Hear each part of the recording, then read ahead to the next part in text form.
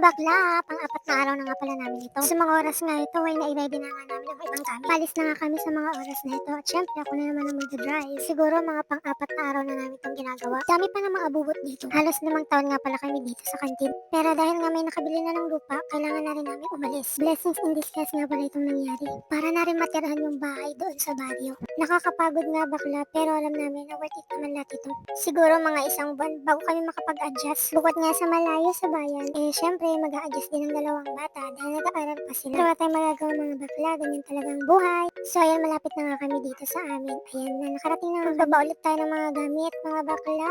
Ayan nga pala, sobrang ganda dito guys. For the go! Naisipan na nga rin namin alisin itong mga halaman dito sa gilid. Pagkatapos nga pala nun guys, ay umalis na rin kami. For the drive na naman ng kapatid. Syempre siya na naman ang magdadrive niyan guys.